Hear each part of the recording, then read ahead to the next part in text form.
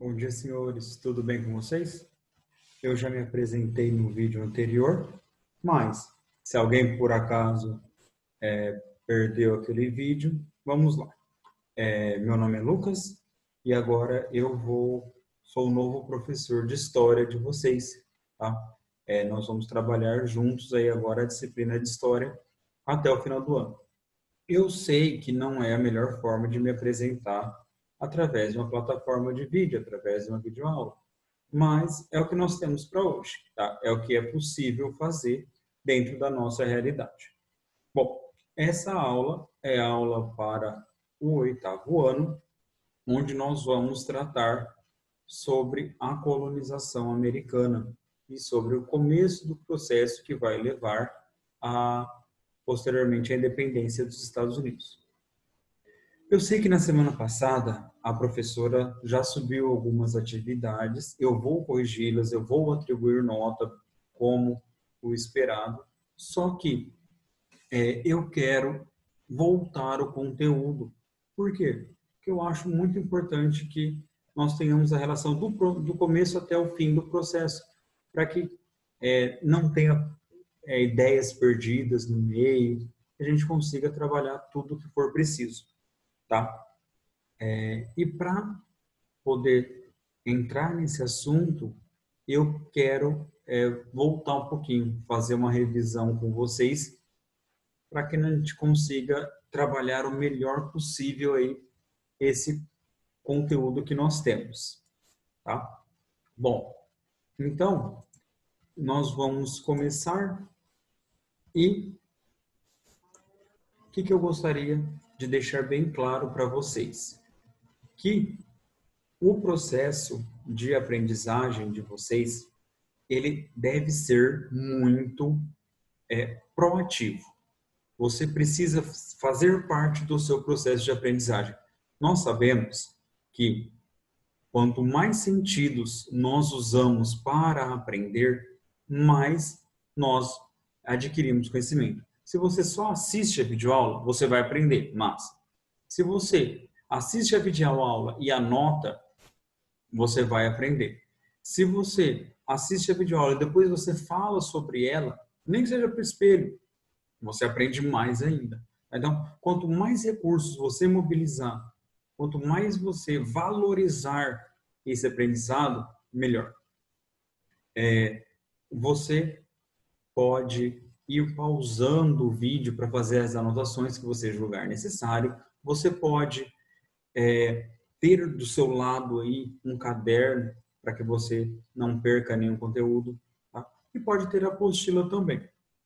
Hoje a aula não vai ser tão longa, vai ser mais uma revisão de coisas que vocês já sabem, para garantir que nós vamos todo mundo ter um conteúdo comum aí, para que a gente possa todos falar a mesma língua. Eu gostaria de lembrá-los que eu estou totalmente à disposição de vocês, caso vocês não entendam alguma coisa, se não tenha ficado claro o conteúdo, manda pergunta pelo portal que eu vou responder a vocês com o maior prazer, certo?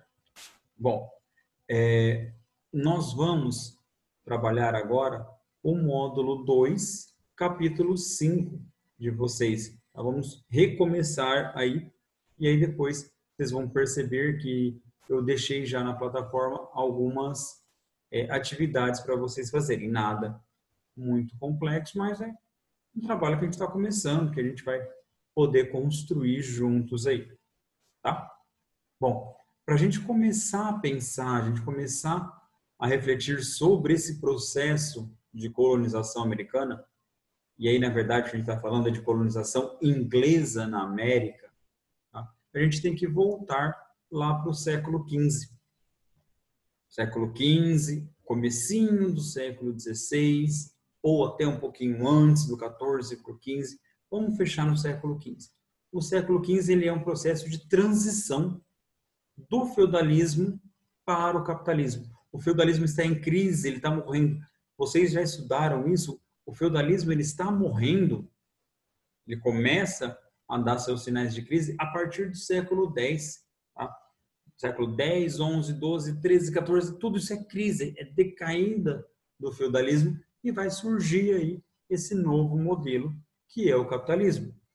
Vocês estão cansados de saber que no feudalismo o que importa é o feudo, é a terra, é a propriedade rural. Então, se no feudalismo o feudo é mais importante, no capitalismo, óbvio, o que é mais importante é o capital, é acumular capital, é ter dinheiro. Só que nesse primeiro momento, nesse surgimento do capitalismo aí, ele ainda não tem as feições que ele tem hoje. Esse capitalismo surgente, ele ainda é um comecinho, ainda é uma coisa muito simples. Ele ainda é o que nós vamos chamar de capitalismo comercial. Tá? É um capitalismo onde o que é importante é transporte de mercadoria. É comprar e vender. Preferencialmente, comprar barato e vender caro. Vamos lembrar que, gente, voltando, tudo isso vocês já sabem, tá? Eu só estou retomando para podermos falar a mesma língua. Esse capitalismo, ele está sendo produzido por um grupo novo de pessoas, um grupo que surgiu de dentro de uma crise do feudalismo, pessoas que não tinham lugar dentro do feudo por causa do excesso populacional, e um pessoalzinho que saiu no feudo acabou fazendo trocas de mercadorias. Dessas trocas de mercadorias, eles começaram a se encontrar nos entroncamentos de estradas, e lá eles começaram a se fixar para trocar mercadorias, e aí disso foi dando origem, esse encontramento de estradas foi dando origem a cidades que nós vamos chamar de burgo, e aí, portanto, esses comerciantes a gente vai chamar de burgueses. Tá? Então, a burguesia é a classe que está realizando o capitalismo comercial. São eles que estão comprando e vendendo. É deles que vem a ideia de comprar barato e vender caro. Só que, no século XV, esse capitalismo comercial, que é uma questão econômica, é um jeito, é um modo de produção, é um jeito de produzir riqueza, vai se encontrar com a política, que era absolutista. O absolutismo vai estar ganhando força e poder na Europa, e aí esse absolutismo vai começar a se envolver em tudo. Tá? Vocês sabem que o absolutismo é quando o rei ele tem poderes totais, tá? Ele é absoluto. E aí, quando a gente pensa em absolutismo, o rei vai se intrometer em quais áreas? Em todas. Ele é absoluto. Ele vai se intrometer na política, ele vai se intrometer na religião, ele vai se intrometer na produção cultural e ele vai se intrometer também na economia. O envolvimento do rei absoluto na economia, a gente vai chamar de mercantilismo. Tá? O mercantilismo vai ser um conjunto de práticas onde o rei vai organizar a economia. O mercantilismo ele vai ter várias características. Aí, vocês lembram, vocês já estudaram isso tudo é muito tranquilo para vocês. Tá? O mercantilismo, entre suas características, vai ser a busca por manter a balança comercial favorável. Tá? Já que a ideia é acumular capital, você precisa manter a balança comercial favorável. Vocês lembram? Vou fazer um desenho bem feioso aqui para vocês, mas vocês lembram qual que é a ideia de balança comercial favorável? Balança comercial eu vou colocar de um lado dessa balança as exportações e do outro lado eu vou colocar as importações. Tá?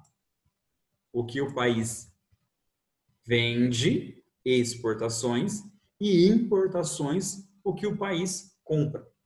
Tá? Isso é a balança comercial. No caso da balança comercial favorável, o país deve importar pouco e exportar muito. Ou seja, ele precisa vender muito mais do que comprar. Por quê? Se eu vendo muito, eu acumulo capital. Se eu compro muito, meu capital vai embora. E aí, nessa ideia de mercantilismo, nessa ideia de acúmulo de capital, é interessante que eu exporte muito mais, tá? Então, só para a gente poder ficar claro aqui, é exportação. Tá? A exportação é mais importante do que a importação. Só que isso causa um problema muito sério. Tá? Se todas as nações da Europa estão querendo manter a balança comercial favorável, se as grandes nações da Europa está todo mundo querendo vender muito e comprar pouco, isso causa um estrangulamento da economia. Se todo mundo quer vender e ninguém quer comprar, isso gera uma série de problemas, tá? Por quê? Porque a ideia forte presente, opa, um minutinho aqui, gente. A ideia forte era o metalismo, tá? Presente aí dentro. O que é o metalismo? Quanto mais ouro e prata eu tiver dentro do meu território, mais rico eu sou. Tá? Então, eles querem, o metalismo aparecendo aqui. Não devia nem ter feito esse desenho feio, né? Mas espero que tenha ajudado os senhores aí.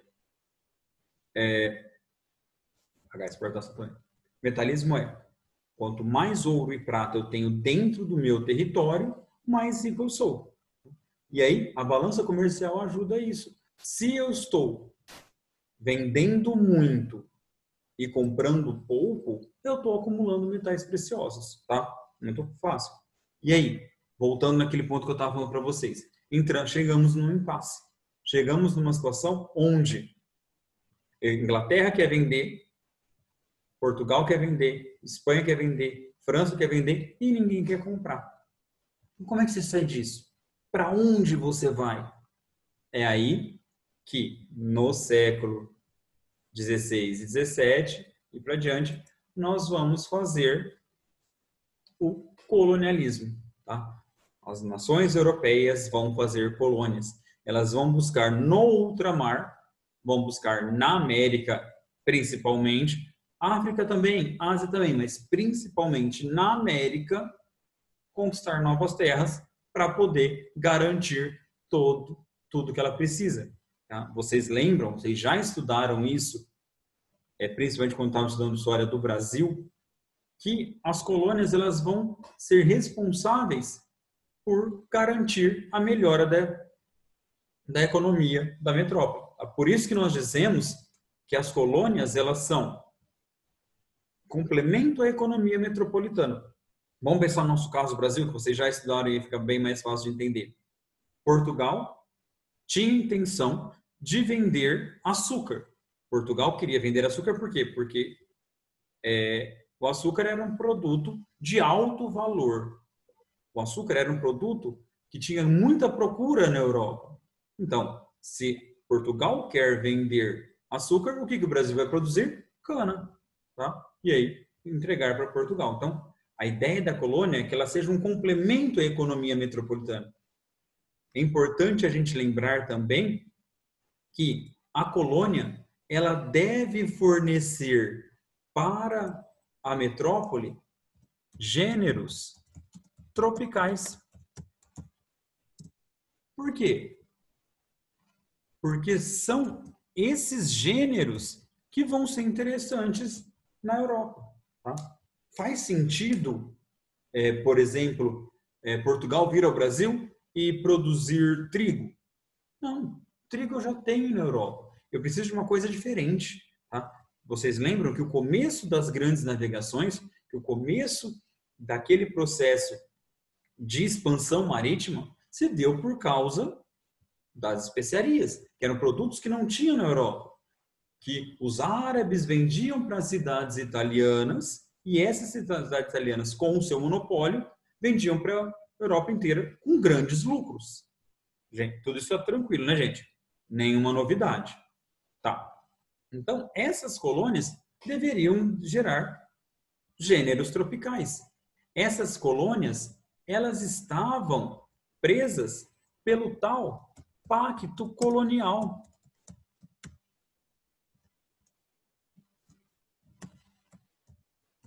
Que garantia que tudo que elas fossem comprar, elas deveriam comprar da metrópole, e tudo que elas fossem vender, elas deveriam vender para a metrópole.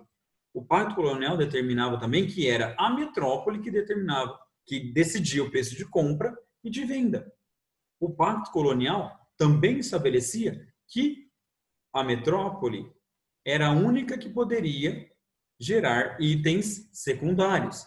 A colônia só pode produzir gêneros primários.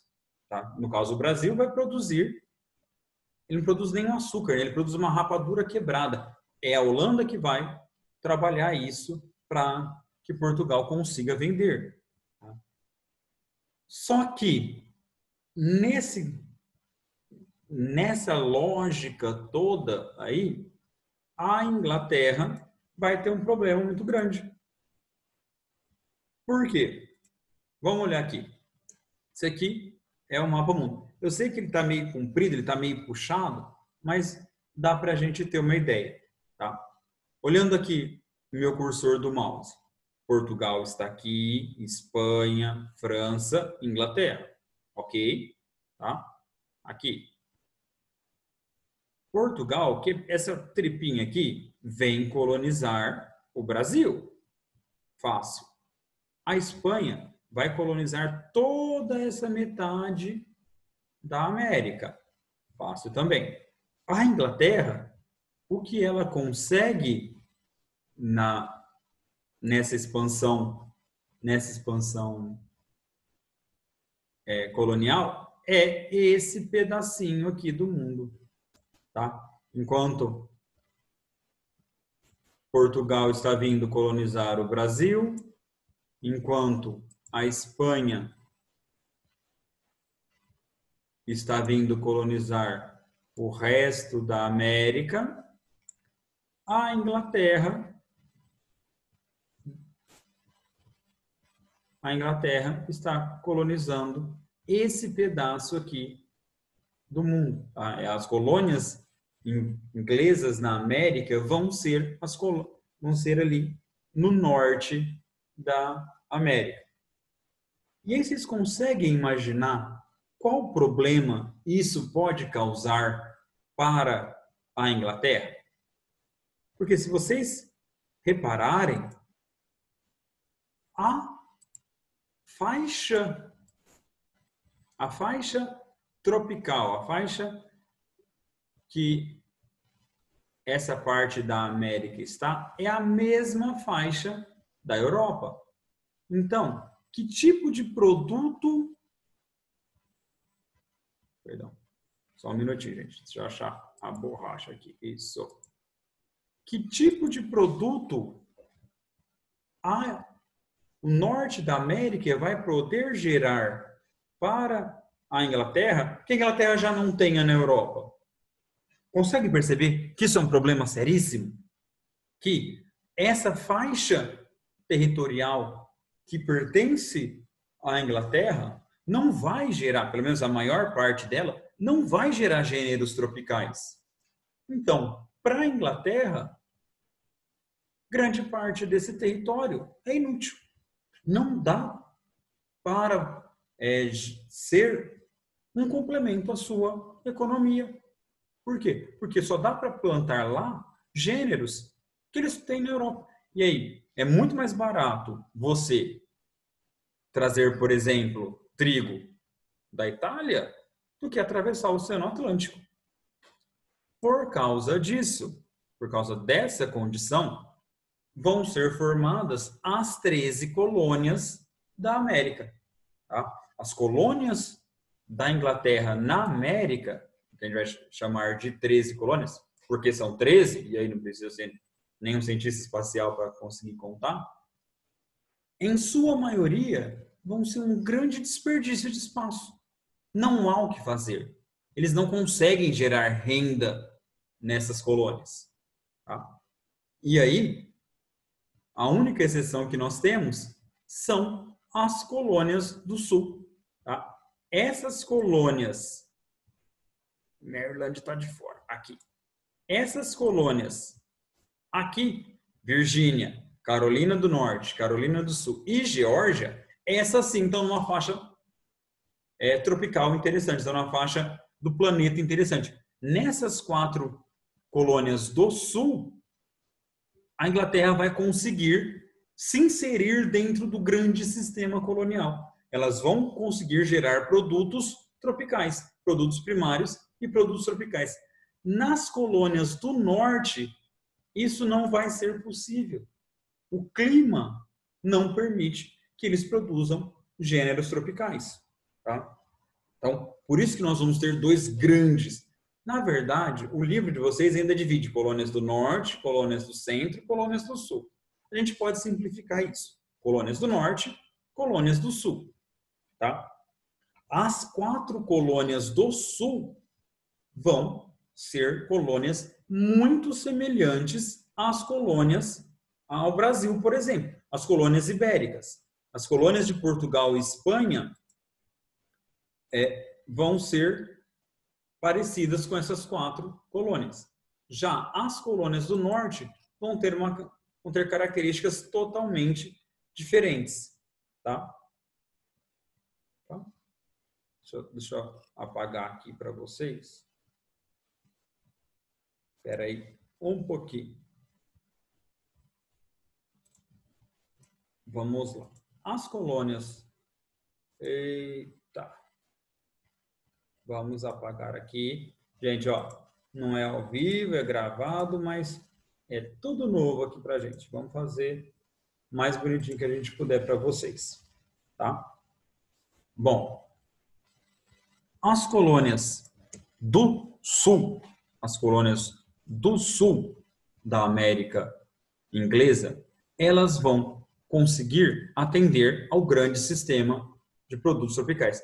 Por isso, nós dizemos que elas vão se inserir no sistema das plantations. Vocês lembram o que são as plantations?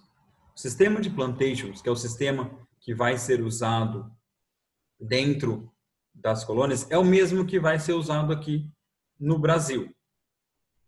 Tá? Ele é formado basicamente por 3 características. Quais são elas? Monocultura, escravismo e latifúndio. Tá? Então, no Brasil era essa organização: monocultura, escravismo e latifúndio. É assim que era organizado o nosso colonialismo. E assim também é organizado o colonialismo nas colônias do sul das 13 colônias. Carolina, do norte e do sul, Geórgia e Virgínia. No nosso caso, nós produzíamos açúcar. Eles vão produzir principalmente tabaco e algodão. Tá? Algodão por quê? É só pensar. A Inglaterra, que é a colônia, que é a metrópole, está produzindo tecidos. Então, eles precisam produzir algo que complemente a economia metropolitana. Então, eles vão produzir, nesse modelo de monocultura, escravismo e latifúndio, eles vão produzir o algodão e o tabaco. O tabaco é o fumo, tá? Então, maravilha. E as colônias do norte? Vamos voltar lá para a imagem para a gente ver. Enquanto essas 4 colônias estão fazendo isso, e as colônias do norte, o que sobra para elas? Elas vão conseguir produzir produtos tropicais? Não. Então, essas colônias do norte vão ser meio que relegadas. A gente não vai conseguir, a Inglaterra não vai conseguir explorar essas colônias. Tá? Então, já que é um desperdício de território, já que não dá para ganhar muito dinheiro, o que eles optaram? Por fazer colônias de povoamento. Ou seja, eles vão usar essas colônias do norte para diminuir o excedente populacional da Inglaterra. eles vão colocar nessas colônias todos os grupos de pessoas que são malquistas dentro da Inglaterra. A Inglaterra está passando por um turbilhão de problemas por causa da reforma protestante. Lá dentro nós temos os puritanos, que são calvinistas, nós temos os anglicanos, nós temos católicos, é muita briga religiosa. Então, esse pessoal que está sobrando na Inglaterra vai vir migrar e vai ocupar essas colônias do norte. A Inglaterra não vai fazer muito caso. A Inglaterra não vai se importar demais com esse pessoal, porque eles estavam dando problema e a terra aqui é inútil, não é lucrativa no grande sistema colonial. Tá? Então, eles meio que vão ser abandonados, entre aspas, eles vão ser largados. Tá? E enquanto nas colônias do sul nós temos monocultura, um produto só, latifúndio, grande propriedade rural, e escravismo, nas colônias de povoamento, que são as colônias do norte, essa realidade não vai existir. Tá? Vai ser exatamente ao contrário. Como assim ao contrário? Vamos lá. Vamos fazer aí para vocês um esqueminha.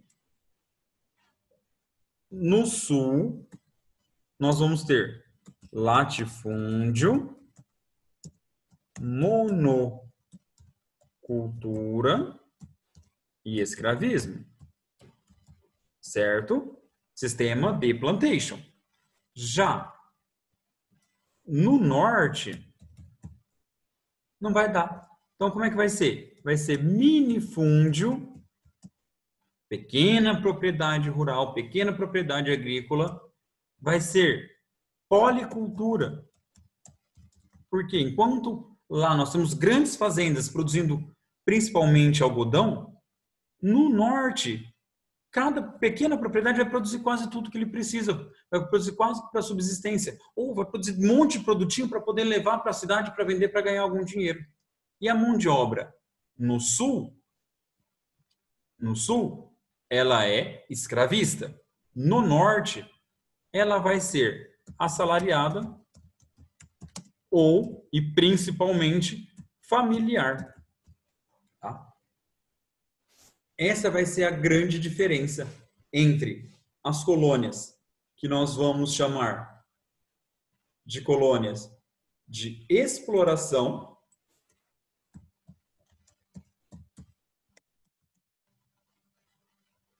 para as colônias de povoamento. São dois modelos de colônia diferentes aplicados pelo mesmo país na América. Tá? Então, não dá para a gente pensar que o norte dos Estados Unidos é desenvolvido porque os ingleses são bonzinhos, vamos deixar o pessoal morar lá. Não, era uma terra que não tinha utilidade, não dava lucratividade para eles. Por isso que eles deixavam ela, relegavam ela a segundo plano, gerando o que a gente vai chamar de colônias de povoamento. E aí, leva a gente a pensar em várias outras realidades. Por exemplo, imagina o seguinte, as colônias de exploração geravam alta lucratividade, geravam muitos impostos. Portanto, valia a pena a Inglaterra gastar dinheiro. Então, eles mantinham funcionários, eles mantinham vigilância, eles mantinham estrito controle. O pacto colonial era mantido linearmente. Nas colônias do norte, como não dá muito lucro, eu também não vou ter muito custo. Então, eles foram meio que abandonados administrativamente. A gente fala, apesar de não ser uma fala precisa, ela representa bem a realidade, eles tinham uma relativa autonomia administrativa. Na verdade, eles eram largados mesmo, eles eram meio que abandonados. Tá? E isso fez com que surgisse no norte pequenas manufaturas. Mas, professor, você não falou que colônia não pode ter manufatura? Que a colônia tem que comprar produtos da metrópole? O pacto colonial dizia isso. Mas a Inglaterra não queria fiscalizar, a Inglaterra não queria botar soldados, a Inglaterra não queria gastar com funcionários numa região pouco lucrativa. Então, o norte, as colônias do norte, elas vão tendo aí sua liberdade, vão tendo sua autonomia. Tá? E aí vai surgindo manufaturas, vai surgindo um mercado interno, enquanto nas colônias do sul tudo que é produzido é exportado, no norte não. No norte a coisa é levada mais suave. Eles têm um mercado interno, eles produzem e vendem entre si, tá? Por quê? Por causa que são modelos distintos, tá? E é isso que é o mais importante para a nossa aula de hoje. Entender que a Inglaterra vai colonizar a América de dois modelos diferentes: povoamento e exploração. Povoamento no norte, onde não é possível gerar gêneros tropicais. Exploração no sul, onde você vai conseguir gêneros tropicais. Tudo bem? Estamos entendidos? Eu sei que a aula ficou um pouquinho extensa e sei também que tem muito conteúdo, mas 90% desse conteúdo vocês já tinham visto. É só revisão, só para a gente começar do mesmo ponto. Tudo bem? Eu deixei marcado para vocês o conteúdo, as atividades que devem ser realizadas nessa semana. Façam tudo e amanhã eu volto com mais uma aulinha para a gente. Tudo bem? Grande abraço. Tchau.